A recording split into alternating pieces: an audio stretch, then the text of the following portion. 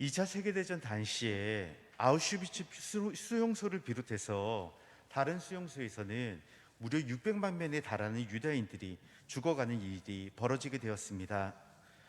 그렇게 수용소에 갇혀 있는 동안 어떤 유대인이 탈출하려는 시도를 하게 되고 그것이 발각이 되어서 그 10배인 10명의 사람이 대신해서 죽어가게 됩니다.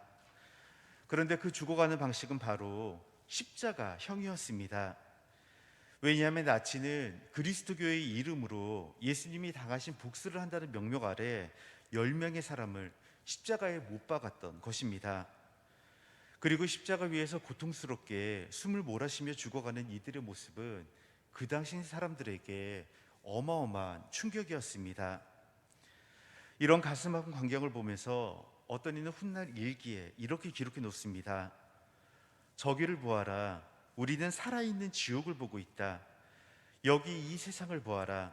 우리를 살아가는 자비하신 하느님은 이제 죽었다. 그분은 우리들의 간절한 바람을 듣지 않으셨고 외면하셨다.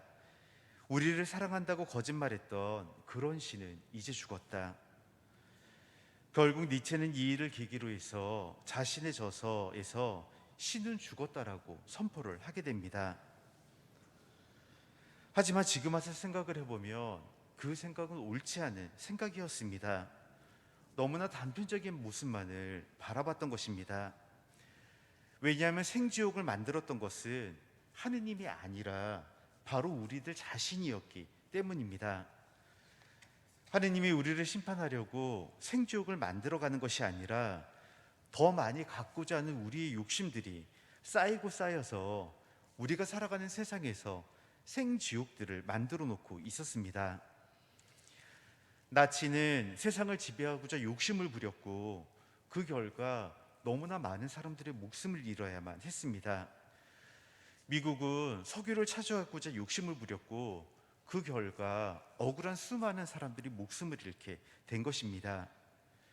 즉 우리의 욕심이 크면 클수록 우리들은 이 세상을 지옥으로 만들어가고 있었던 것입니다.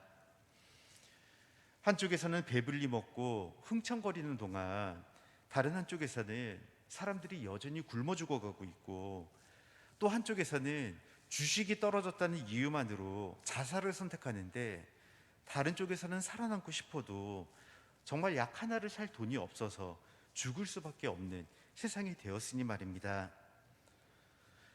이런 와중에 예수님은 하느님의 나라는 이미 우리 가운데 있다라고 이야기를 하십니다. 하느님의 나라는 우리들이 죽어서 가는 곳이 아니라 이미 이 세상에 왔으며 너희 가운데 있다라고 단호하게 말씀을 해주십니다. 하지만 우리들이 간과하는 사실이 하나가 있습니다. 하느님의 나라가 가까이 온 만큼 우리에게는 지옥도 가까이 있는 것입니다. 내가 어떤 선택을 하느냐에 따라서 내 주변이 지옥으로 변하는지 천국으로 변하는지 사실 그 모든 것들은 온전히 우리의 선택에 달려 있는 것입니다. 하느님은 우리를 만드셨지만 관여하지 않으셨고 그리고 무엇보다 우리의 선택에 따라서 우리 주변의 모습이 바뀌고 있는 것입니다. 그렇다면 교회 여러분, 나는 지금 어떤 선택을 하고 있습니까? 그리고 나는 내 주변을 어떻게 바꾸어 나가고 있습니까? 하느님의 나라로 바꿔가고 있습니까? 아니면 생지옥을 만들어가는 것은 아닙니까?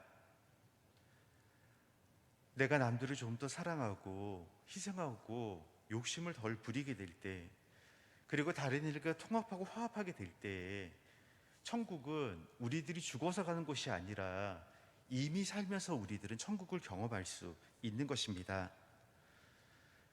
하지만 내가 서로 불신하고 미워하고 악을 조장한다면, 그리고 다른 이들을 받아들이지 못하고 갈등과 반목을 한다면 내가 살아가는 이 세상을 우리들은 지옥으로 만들 수밖에 없는 것입니다. 지옥도 우리 이미 가까이 있지만 그만큼 천국도 우리 가까이 있습니다.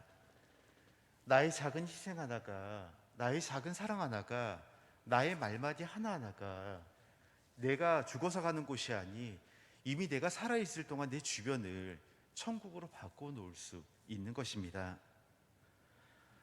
그렇다면 나는 하느님의 나라를 만드는 사람인지 지옥을 만드는 사람인지 돌아보는 하루가 되었으면 좋겠습니다. 잠시 묵상하십니다.